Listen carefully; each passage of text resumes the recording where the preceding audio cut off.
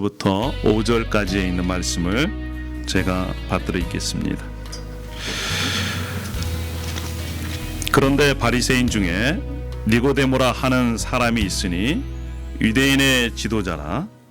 그가 밤에 예수께 와서 이르되 랍비여, 우리가 당신은 하나님께로부터 오신 선생인 줄 아나이다. 하나님이 함께 하시지 아니하시면 당신이 행하시는 이 표적을 아무도 할 수 없음이니이다. 예수께서 대답하여 이르시되 진실로 진실로 너에게 이르노니 사람이 거듭나지 아니하면 하나님의 나라를 볼 수 없느니라. 니고데모가 이르되 사람이 늙으면 어떻게 날 수 있사옵나이까? 두 번째 모태에 들어가 날 수 있사옵나이까? 예수께서 대답하시되 진실로 진실로 내게 이르노니 사람이 물과 성령으로 나지 아니하면 하나님의 나라를 들어갈 수 없느니라. 우리 14절 말씀을 제가 받들겠습니다. 모세가 광야에서 뱀을 든 것 같이 인자도 들려야 하리니 이는 그를 믿는 자마다 영생을 얻게 하려 하심이니라. 하나님이 세상을 이처럼 사랑하사 독생자를 주셨으니 이는 그를 믿는 자마다 멸망하지 않고 영생을 얻게 하려 하심이라. 하나님이 그 아들을 세상에 보내신 것은 세상을 심판하려 하심이 아니요 그로 말미암아 세상이 구원을 받게 하려 하심이라. 아멘. 할렐루야. 한국은 어제 시간으로 한국 시간에 바로 구정이었습니다. 설날이었죠. 민족 최대의 명절이었습니다. 여러분 한번 과거를 생각해 보십시오. 설날 하면 무엇을 제일로 받고 싶어 했습니까? 설날 하면 무엇이 제일 생각나시나요? 예, 세뱃돈이 생각이 납니다. 또 새옷, 그렇죠. 새옷. 오늘 같이 이렇게 떼떼옷, 예, 꽃가루옷을 이렇게 입었습니다. 또 새 음식, 설날 음식 생각이 됩니다. 아이들이 제일 많이 기대하는 게 바로 세뱃돈입니다. 왜일까요? 세뱃돈을 받으면 그것으로 자기가 원하는 것을 살 수 있으니까. 그렇죠. 저도 어릴 때 생각해 보면 설날을 매우 기대했습니다. 왜 이렇게 시간이 안 가는 줄 몰라요. 한 달 전부터 손꼽아 기다립니다. 설날이 언제 올까? 설날이 언제 올까? 그때 어릴 때 갖고 싶었던 이 선물이 있었습니다. 갖고 싶었던 선물 그 중에 한 가지가 이 건전지를 넣어서 불 나오는 이 총입니다. 건전지를 넣어서 쏘면 그 총에 불이 나고, 그 다음에 또 움직이는 자동차, 건전지를 통해서 움직이는 자동차를 그렇게 갖고 싶었습니다. 왜냐하면 제가 어릴 때 시골에 살았기 때문에 그런 것을 구하기가 쉽지 않았어요. 살 수 있는 곳이 그렇게 많지 않았습니다. 근데 친구 하나가 자기가 그렇게 갖고 싶었던 움직이는 자동차를 설날 선물로 받게 됐다고 자랑을 하는 겁니다. 만나기만 하면 계속 자랑해요. 설날에 내 자동차가 하나 생긴다. 자기의 큰 형이 대도시에 나가가지고 이렇게 일을 했는데 설날 오면서 그것을 선물로 주기로 했다는 거예요. 그걸 기대하면서 계속 자랑하고 다니는 거예요. 설날이 됐습니다.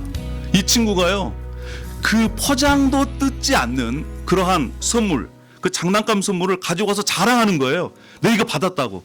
그러면서 포장을 뜯어서요, 자동차로 움직이려고 하는데 자동차가 움직여지지 않는 겁니다. 그렇게 기대했던 선물, 움직이는 자동차, 건전지를 넣어서 움직이면 움직이는 그 자동차를 받고 싶었는데 받았어요. 근데 그 자동차가 움직여지질 않는 거예요. 이유가 뭐겠습니까? 포장지를 보니까 이 제품에는 건전지가 포함되어 있지 않습니다. 이 문구를 못 본 거예요. 건전지를 넣지도 않고 이 자동차, 장난감 자동차가 움직여지지 않는 거예요. 그때 지금도 가끔 생각이 나요. 그 기대찼던 얼굴에 실망한 그 모습. 여러분, 우리가 선물을 받을 때 때로는 그 선물이 너무너무 기뻐서 이렇게 날뛸 때도 있지만 때로는 그 선물을 받고도 실망할 때가 있어요. 오늘 여기에 계신 모든 분들이 정말 실망하지 않는 선물, 하나님께로부터 최고의 선물을 받는 그러한 의미 있는 시간이 되기를 소망합니다. 할렐루야. 때로는 선물을 받으면 시간이 지나면 지날수록 선물이 실증날 때가 있습니다. 그런데 하나님께서 주시는 선물은 시간이 지나면 지날수록 값지고 멋지고 더 사랑스러워지고 우리에게 행복을 주는 그러한 선물입니다. 그 선물이 무엇일까요? 그 선물은 바로 구원이라는 선물입니다. 영생이라는 선물입니다. 하나님의 나라라는 선물입니다. 구원, 영생, 하나님의 나라 다 같은 의미입니다. 그 선물을 누구만이 받을 수 있느냐? 바로 거듭난 사람만이 받을 수 있다. 오늘 이 자리에 참여하신 모든 분들이 바로 하나님께서 주시는 하늘로부터 주어지는 새 생명을 얻으시는 그러한 놀라운 축복의 시간이 되기를 소망합니다. 할렐루야. 죄로부터 죽음으로부터 구원받는 놀라운 역사가 일어나는 시간, 영원한 저주가 끊어지고 영원한 참 생명을 소유하는 하나님의 나라를 맛보는 그러한 시간이 되기를 축복하며 기대합니다. 자, 오늘 본문은요, 예수님과 니고데모라는 사람의 대화가 나옵니다. 이 대화 속에서 하나님의 선물을 어떻게 받을 수 있는지, 누가 받을 수 있는지를 말씀해주고 있습니다. 아까도 말씀드렸지만 그 선물은 누가 받는다고요? 거듭난 사람만이 받을 수 있다는 것입니다. 자, 그러면 여러분, 어떤 사람이 거듭난 사람입니까? 또 어떻게 하면 거듭날 수 있을까요? 첫 번째는요, 거듭난 사람은, 또 거듭날 수 있는 것은 물과 성령으로 거듭나야 한다는 것입니다. 우리 함께 따라하겠습니다. 물과 성령으로 거듭나야 한다. 예, 밤에 한 사람이 찾아왔습니다. 그 사람이 바로 누구예요? 니고데모입니다. 그는요, 지금으로 보면 높은 지위에 있는 사람입니다. 예, 국회의원보다 더 높죠. 율법에도 능통했습니다. 지식인입니다. 종교 지도자입니다. 다른 사람으로부터 존경을 받는 그러한 사람입니다. 그가 다른 사람의 눈을 피해 밤에 예수님을 찾아왔습니다. 왜 그가 밤에 찾아왔을까요? 방해받지 않고 싶어서, 또 다른 사람의 눈이 의식이 되어서 그는 그 마음속에 풀리지 않는 문제를 갖고 있었습니다. 그리고 예수님을 따르고자 하는데 다른 사람의 눈치가 많이 보이는 겁니다. 그래서 그는 예수님을 따르기로 하는 그러한 결단을 하지 못하고 그러한 문제를 가지고 밤에 예수님을 찾아왔습니다. 그런데 예수님께서 이렇게 말씀하시는 거예요. 이 니고데모를 보면서 3장 3절에 이렇게 말씀합니다. 예수께서 대답하여 이르시되 진실로 진실로 내게 이르노니 사람이 거듭나지 아니하면 하나님의 나라를 볼 수 없느니라. 아니, 거듭나지 아니하면 하나님 나라를 볼 수 없다. 또 5절에는 하나님의 나라에 들어갈 수 없다, 이렇게 얘기를 합니다. 그러면 거듭난다는 것이 도대체 무슨 뜻일까요? 거듭난다는 것은요, 위로부터 난다는 것입니다. 자신의 노력으로 힘으로 낳는 것이 아니라 하나님으로부터 거듭날 수 있다는 거예요. 하나님으로부터 다시 태어나야만이 그가 하나님의 나라 들어갈 수 있다, 이렇게 말씀합니다. 그 얘기를 들은 니고데모는 도대체 이 얘기가 무슨 얘기인지 이해할 수 없었어요. 아니, 제 나이가 벌써 50이 넘었는데 어떻게 제가 어머니 뱃속에 다시 들어가서 다시 태어날 수 있습니까? 이렇게 니고데모는 예수님의 말씀이 어떤 의미인지를 잘 모르고 있었습니다. 그럼에도 불구하고 그는 마음속에 풀리지 않는 인간 최대의 그러한 문제를 가지고 있었습니다. 여러분, 오래전에 연세가 드신 분들은 이 삼성 창업주 이병철 씨라고 여러분 아실 겁니다. 그의 별명이 바로 돈병철이었습니다. 얼마만큼이나 돈을 긁어 모았는지 이름이 손이 바꿔버렸어요. 이병철이 아니라 돈병철이라. 지금 그의 손주 이재용 씨가 이제 삼성전자를 이제 소유하고 있는데, 그가 가졌던 그 부 명예는요 일반 사람들하고는 전혀 다른 겁니다. 그런데 그가 죽기 한 달 전에 인생의 깊은 고민을 합니다. 그리고 나서 24가지의 질문을 작성을 해서 신부에게 보냅니다. 그 질문은 이러한 겁니다. 만약 신이 계시다면 왜 자신의 존재를 드러내지 않는가? 이게 궁금한 거예요. 또 질문 가운데 종교란 무엇인가? 진짜 천국과 지옥이 있는가? 마지막의 질문은 이것입니다. 지구의 종말은 오는가? 이러한 질문 24가지를 A4 용지 5장에 빽빽히 적어가지고 보내는 거예요. 그런데 안타깝게도 이 돈 많은 남이 부러울 것이 없는 이분은 그 대답을 듣지 못하고 세상을 떠나게 됩니다. 사랑하는 여러분, 거듭난 사람만이 하나님 나라에 들어갈 수 있다고 말씀합니다. 그러면 누가 거듭나야 합니까? 죄를 짓고 교도소에 간 사람만 거듭나야 합니까? 깽단만 거듭나야 합니까? 나쁜 짓을 한 사람만 거듭나야 합니까? 죄를 짓고 교도소에 간 사람은 자신의 생각, 마음에 있는 것을 행동으로 옮겨서 그것이 발각되어서 교도소에 들어간 겁니다. 여러분, 우리들의 마음을 한번 보십시오. 얼마만큼이나 악한 생각이나 안 좋은 생각이나 시익이나 다른 사람을 비방하거나 저주하거나 이런 것이 많습니까?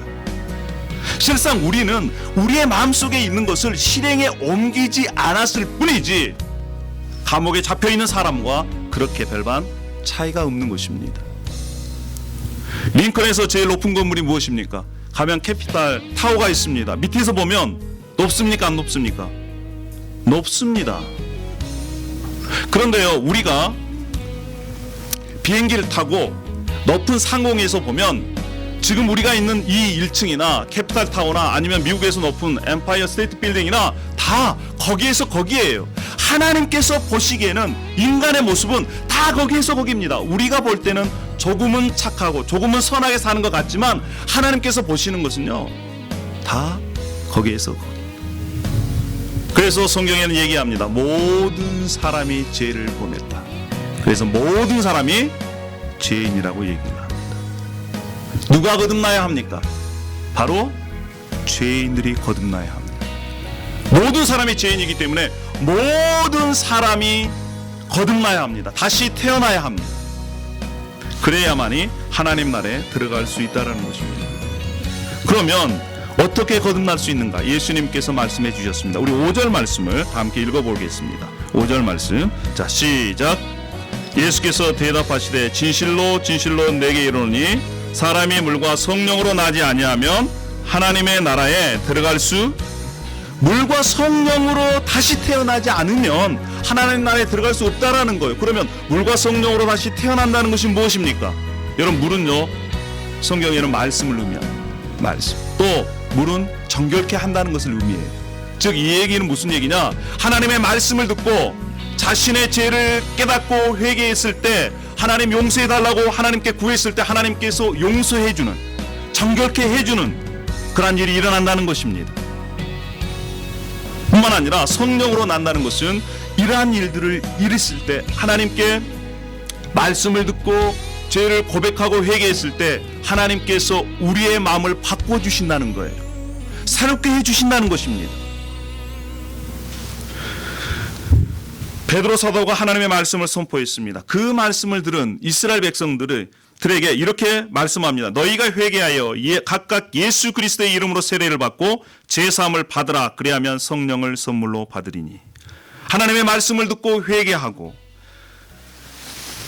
회개했을 때 하나님께서 성령님을 주셔서 마음을 새롭게 되어서 사람이 거듭난다는 것입니다. 한 사람의 인생에 성령께서 역사하셔서 그 사람의 인생을 완전히 바꿔놓으신다는 거예요. 여러분, 거듭난다는 것은 두 번째 인생을 얘기합니다. 두 번째 인생, 새로운 인생을 살려면 첫 번째 인생에 대한 마감이 있어야 되는 거예요. 그것이 바로 무엇입니까? 첫 번째 인생에 대한 마감, 그것이 바로 죄를 인정하고 회개하는 것입니다. 그럴 때 하나님께서 은혜로 성령으로 거듭나 새로운 삶을 살 수 있다는 것입니다. 거듭날 수 있는 방법은 하나님의 말씀을 듣고 회개하였을 때 성령께서 우리에게 오셔서 우리를 새롭게 해주시는 것, 그러한 방법 예수님께서 말씀하셨습니다. 자, 그러면 우리가 또 어떻게 제2의 새로운 삶을 살 수 있습니까? 거듭날 수 있습니까? 그것은 바로 십자가에 달리신 예수 그리스도를 믿어야 거듭날 수 있습니다. 우리 함께 따라하겠습니다. 예수님을 믿어야 거듭날 수 있다. 예수님을 믿어야 거듭날 수 있습니다. 여러분, 우리가 하는 말을 한번 보십시오. 그 말과 행동은 그 사람이 어떤 사람인가를 우리에게 알려주고 있습니다. 그 사람이 어떤 사람인가. 그 사람을 보려면 그 사람의 말을 하는 것을 보면 됩니다. 그 사람의 행동을 하는 것을 보면 됩니다. 우리가 예수님의 말씀을 볼 때, 예수님이 하셨던 그 행동을 볼 때 예수님이 누구신가를 우리가 알 수가 있습니다. 예수님께서 이렇게 말씀하셨어요. 요한복음 3장 14절에 모세가 광야에서 뱀을 든 것 같이 인자도 들려야 하리니 이는 그를 믿는 자마다 영생을 얻게 하려 하심이라. 모세가 뱀을 만들어 장대에다 달았습니다. 그리고 그것을 믿는 자마다 이 구원을 얻었다는 거예요. 이 얘기는 무슨 얘기냐면 과거 구약에서 이스라엘 백성들이 애굽에서 탈출했습니다. 그리고 하나님께서 광야로 이끄셨어요. 광야로 이끄시면서 그들을 인도하셨습니다. 공급해 주셨어요. 먹여 주셨어요. 그런데 이스라엘 백성들은 계속적으로 불평합니다. 계속적으로 원망합니다. 계속적으로 하나님을 믿지 못합니다. 그랬을 때 하나님께서 뱀을 사용해서 뱀으로 하여금 이스라엘 백성 물게 했어요. 물린 이스라엘 백성들이 열이 팔팔 끓어서 죽어갑니다. 그때에 이스라엘 백성들이 하나님 앞에 회개합니다. 하나님 용서해 주십시오. 하나님 도와주십시오. 하나님 구원해 주십시오. 그때 하나님께서 모세를 시켜서 너 동으로 뱀을 만들어 가지고 높은 장대에 매달라라는 거예요. 그 장대에 매달린 뱀을 보면 뱀에 물린 곳에서부터 치유가 되고 구원을 받는다. 이렇게 말씀하셨습니다. 자, 이 말씀을 믿고 높이 달린 놋뱀을 보는 사람은 구원을 얻었어요. 이와 마찬가지로 예수님께서 자신이 놋뱀에 비유하셨습니다. 십자가에 높이 달리신 예수 그리스도, 우리의 죄를 위해서 우리의 죄를 뒤집어쓰고 대신 십자가에 달리신 예수 그리스도를 보고 믿는 자마다 구원을 얻는다. 영생을 얻는다. 이렇게 하나님께서 약속해 주셨고 그 약속을 받아들이는 자마다 구원을 얻게 된다는 것입니다. 이것이 바로 뭐냐? 성경에서는 속량이라는 것입니다. 속량은 값을 지불해서 산다는 거예요. 그냥 노예를 살려면 노예 값을 지불하는 겁니다. 그러면 값이 주인에게 지불되면 그 노예는 누구 것이 됩니까? 자신의 것이 되는 거예요.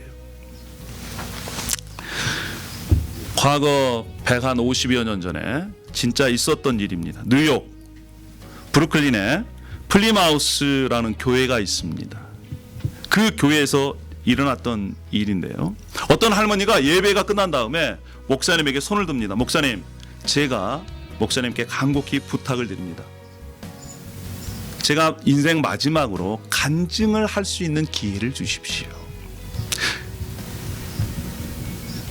그 얘기를 들은 이 목사님이 이 할머니에게 간증을 부탁을 합니다. 할머니께서 간증합니다. 68년 전의 일입니다. 과거에 그때 당시에는 노회를 사고 파는 그러한 일들이 많았습니다. 교회 옆마당에서 노회 시장이 열렸습니다. 그때 1800 날짜도 나와 있더라고요. 1860년 9월 19일 날이 주일날이었습니다. 그 주일날 제가 이제 팔릴 차례가 됐습니다. 아버지는 팔려서 어디로 가셨습니다. 제 차례가 됐습니다. 저는 너무나 두려웠습니다. 초조했습니다. 앞으로 내 인생이 어떻게 될까? 내가 어디로 팔릴까? 두려움에 떨고 있었습니다. 그런데 그때 교회에서 800불이라는 그 돈으로 저를 샀습니다. 그리고 그 돈으로 노예 주인에게 지불하고 저를 자유롭게 해방시켰습니다. 저는 68년 전에 그 일을 절대 잊을 수가 없습니다. 그때 목사님께서 그런 말을 하셨다 그러더군요. 오늘 주일 우리가 작은 헌금이지만 헌금에서 한 사람이라도 노예에서 해방시키십시다. 그래서 그 모인 헌금이 800불, 그 800불을 주고 그 할머니를 68년 전이니까 소녀였겠죠. 사서 그 노예에서 해방시켜 주신 것. 저는 그때부터 이 교회 그리고 사람의 구원을 위해서 68년간을 기도했습니다. 그것이 바로 하나님의 은혜였습니다. 이런 간증을 했습니다. 그것입니다. 예수 그리스도께서 우리의 죄값을 십자가에서 대신 치러주시고 우리를 죄 가운데 있고 사망 가운데 있는 우리들을 건져주셨습니다. 우리를 구원해 주셨습니다. 이것이 바로 무엇입니까? 이것이 속량했다는 것입니다. 예수 그리스도께서 십자가에서 속량한 우리를 죄에서 구원해 주신 죄값으로 자신의 목숨을 지불하고 우리를 사서 하나님의 자녀가 되고 자유롭게 해 주셨다, 해방해 주셨다라는 것을 믿는 자는 그것이 진짜 자기 것이 된다는 것입니다. 사랑하는 여러분, 예수님께서 우리가 져야 할 십자가에서 대신 죽으셨습니다. 우리가 당해야 할 그 수치를 대신 당하셨습니다. 십자가에서 몸을 찢으시고 피를 흘리셨습니다. 왜 그랬습니까?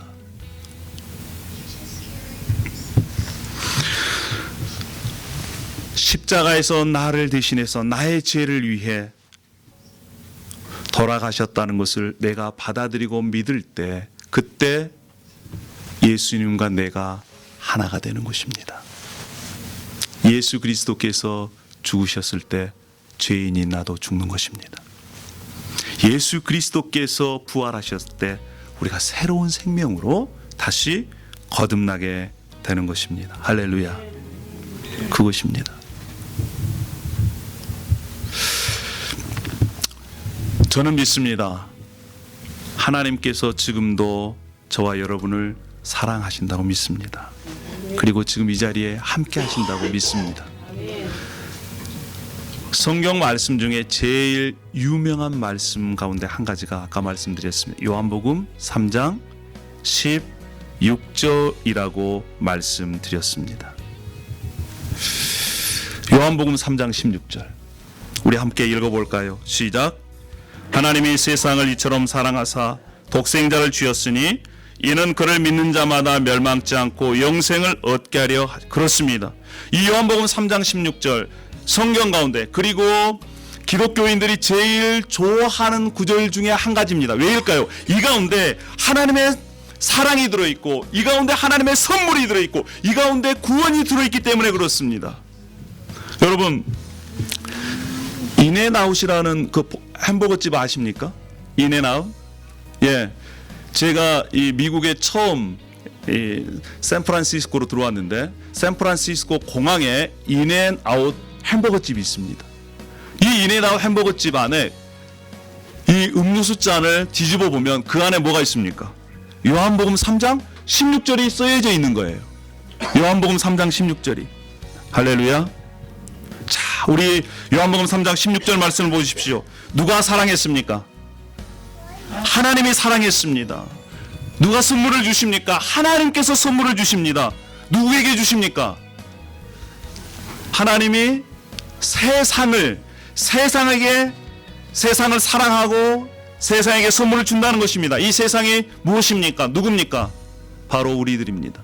이 세상은 하나님을 거부하고 하나님을 향한 조직적으로 반항하고 배신하고 대항하는 그러한 사람들이 세상이에요. 그런데 그러한 세상을, 그러한 사람들을 하나님께서 사랑하셨다는 것입니다. 우리가 아직 죄인 되었을 때, 하나님과 원수 되었을 때, 그때 하나님께서 우리를 사랑했다는 것입니다. 하나님께서 이 세상을 위해 누구를 주셨습니까? 독생자 예수 그리스도를 주셨습니다. 독생자 예수 그리스도는 한마디로 하나님 자신이라고 생각하시면 됩니다. 하나님의 자신을 주신 것입니다. 왜 주셨습니까?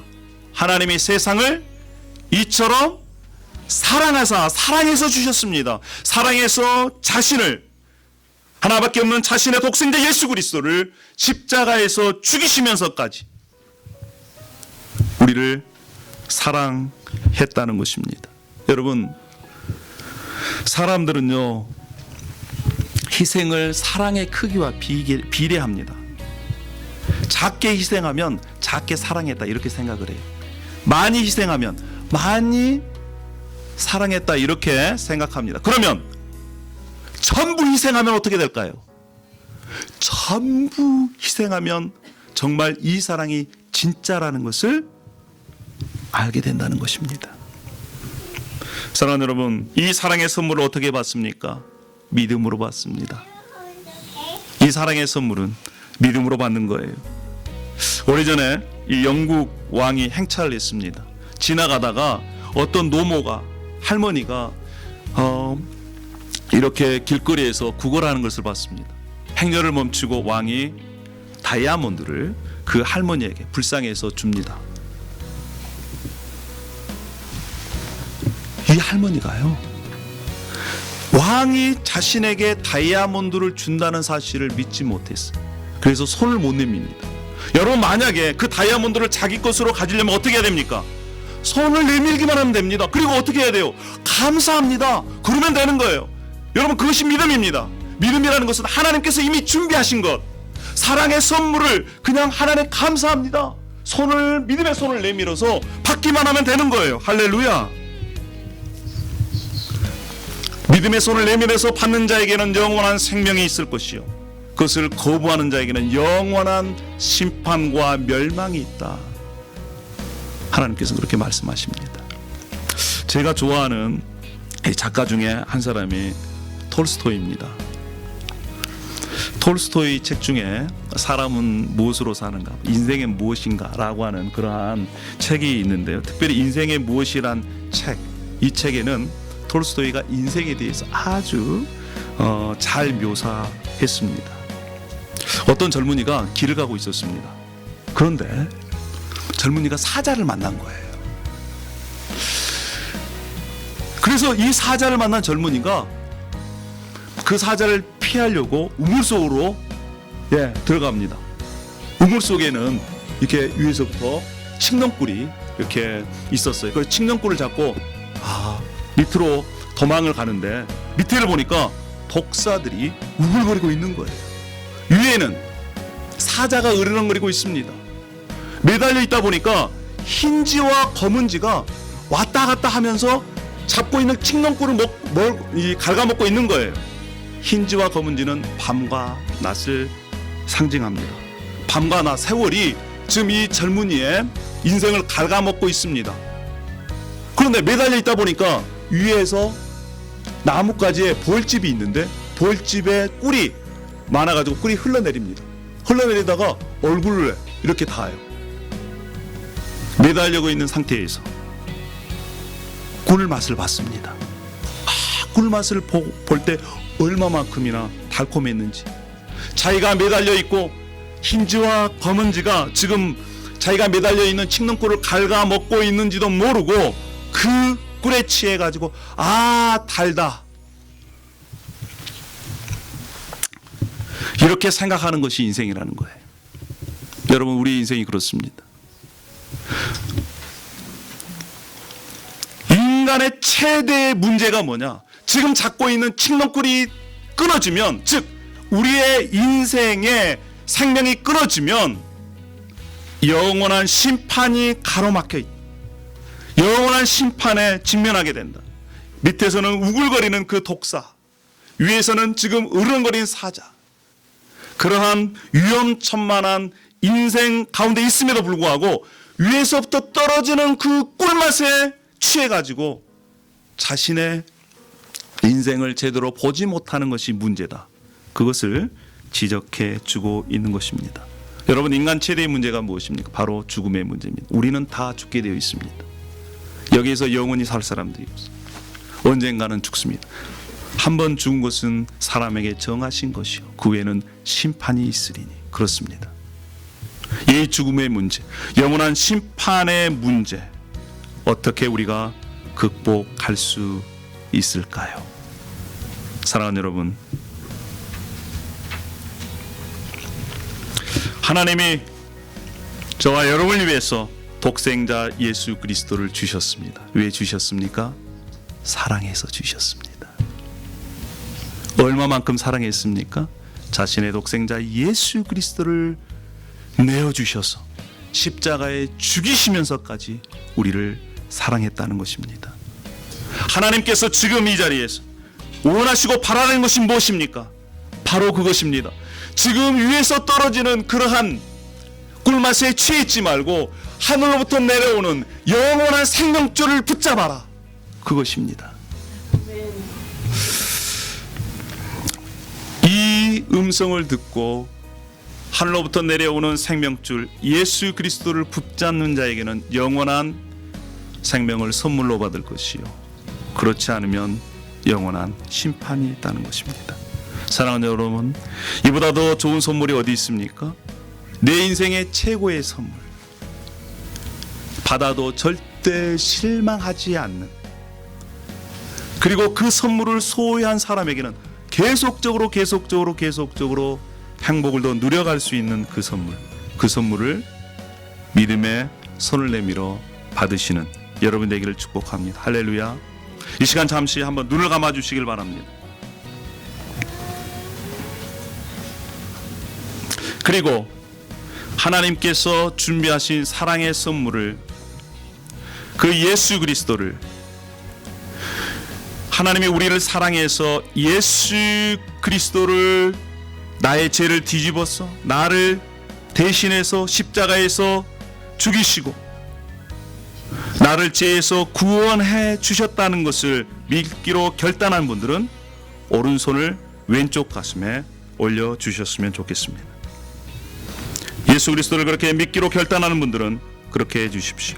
그리고 이미 그렇게 믿고 계신 분들도 그렇게, 내가 이미 예수 그리스도를 나의 구원자로 믿고 있다, 이러한 믿음을 오른손으로 왼손 가슴에 올림으로 말미암아 표해 주시기를 바랍니다. 그리고 제가 기도할 때 한마디 한마디씩 따라해 주셨으면 좋겠습니다. 주 예수님, 저는 죄인입니다. 예수님이 나의 죄를 위해서 나를 대신해서 십자가에서 죽으시고 부활하셨음을 믿습니다. 이제 제 마음의 문을 엽니다. 제 안에 들어오셔서 구세주와 주인이 되어 주십시오. 저는 예수님이 없이는 단 하루도 살 수 없음을 고백합니다. 제 인생을 주님께 맡깁니다. 이 세상 끝날까지 제 삶의 주인이 되어 주십시오. 또한 남은 삶을 주님을 더 알아가고 따라가고 닮아가는 주님의 제자로 살아갈 수 있도록 도와주십시오. 예수님의 이름으로 기도합니다. 아멘. 제가 마무리 기도하고 마치도록 하겠습니다. 할렐루야. 아버지 하나님 감사합니다. 그렇습니다. 우리 인생의 최고의 선물은 바로 예수 그리스도입니다.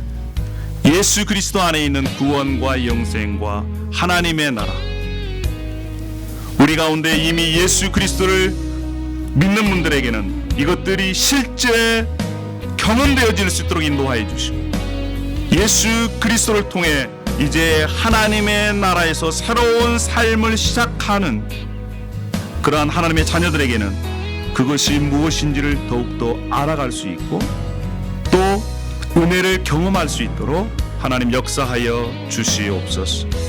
이 자리에 앉아 있는 것도 하나님의 은혜고 계획인 줄 믿습니다. 하나님, 이 자리에 앉아 있는 모든 분들의 인생을 책임져 주시고 함께하여 주시옵소서. 예수님의 이름으로 기도 올리옵나이다. 아멘.